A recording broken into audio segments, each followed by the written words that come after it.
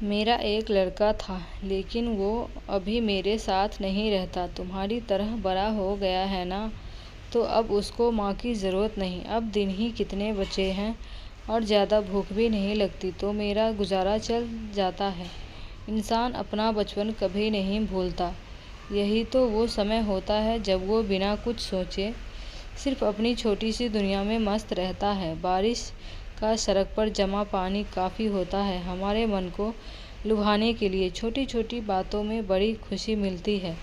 ऐसी कई बातें होती है बचपन की जो हमारे मन में बसी रहती है उम्र भर। पेड़ पर से गिरना, साइकिल का टायर पूरे मोहल्ले में घुमाना, किसी की डांट खाना, स्कूल टीचर, गली मोहल्ले सब बसा रहता है। मैंने 7वीं तक पढ़ाई एक गांव में की। पिताजी की सरकारी नौकरी थी। उसके बाद उनका तबादला किसी शहर में हो गया। उन्होंने उसके लिए कोशिश भी की। वो चाहते थे कि मेरी और मेरी बहन की शिक्षा उसके बाद किसी अच्छे स्कूल में हो। खैर, उनकी मेहनत का परिणाम उनको मिला और तबादला हो गया। मुझे याद है बीच सत्र में स्कूल को छोड़कर हमें जाना पड़ा था। उस समय बचपन में मुझे इस बात का पता नहीं था कि बाद में उस जगह, उस गांव को इतना याद करूंगा।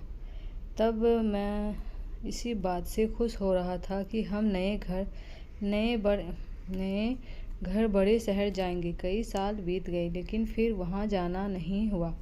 जाते समय पापा और मम्मी ने आस पड़ोस को यह वादा तो किया था कि हम आएंगे मिलने, लेकिन वो कभी हुआ नहीं। आज मैं 20 साल बाद फिर उसी गांव से होकर गुजर रहा था, तो मुझसे रहा नहीं गया। मैंने अपनी गाड़ी उधर घुमा ली। इन सड़कों पर मैं इतने साल बाद आया, लेकिन अभी भी मुझे लग रहा है जैसे यह मुझे जानती है और मैं इन्हें जैसे कि खुद ही खुश होकर रास्ता बता रही है, स्वागत कर रही हो। मुझे सबसे पहले अपना स्कूल देखने का मन किया, इसलिए मैं वहीं गया। स्कूल आज भी वैसा ही था। कई बार शायद सिर्फ रंगाई पुताई हुई होगी, लेकिन एक बाथरूम के अलावा नया कुछ भी नहीं बना।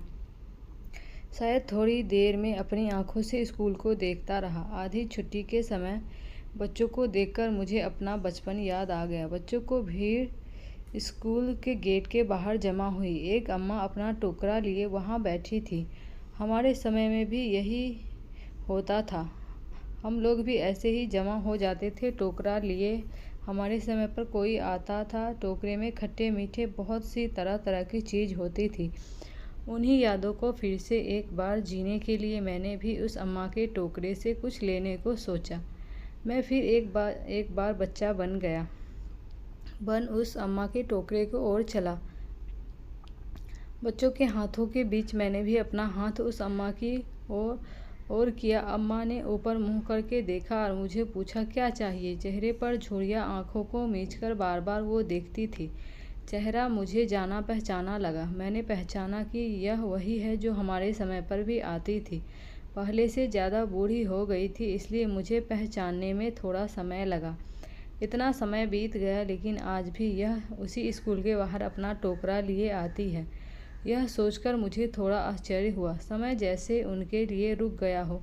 बचपन में मैं उनसे बात नहीं की, बस जो चाहा वो लिया और खाया। आज उनको देखकर उनसे बात करने को मन किया।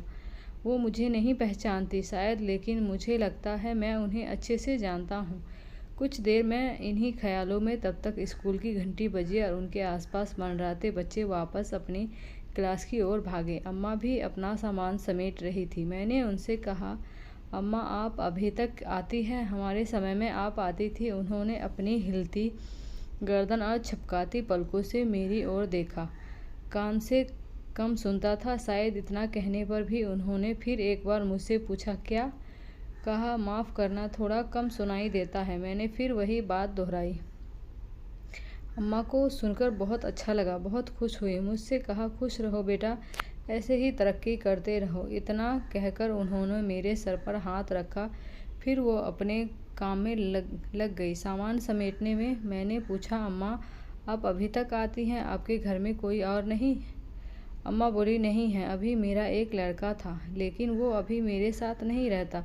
तुम्हारी तरह बड़ा हो गया है ना, तो अब उसको माँ की ज़रूरत नहीं, लेकिन मुझे कोई दिक्कत नहीं, वो खुश रहे। बस मेरे अब दिन ही कितने बचे हैं और ज़्यादा भूख भी नहीं लगती, तो मेरा गुजारा चल जाता है। कभी स्कूल के बाहर, कभी पास के बाज़ार में जितना होता है करती हूँ और फिर यहाँ आती हूँ तो इन बच्चों को देखती हूँ तो मुझे अच्छा लगता है।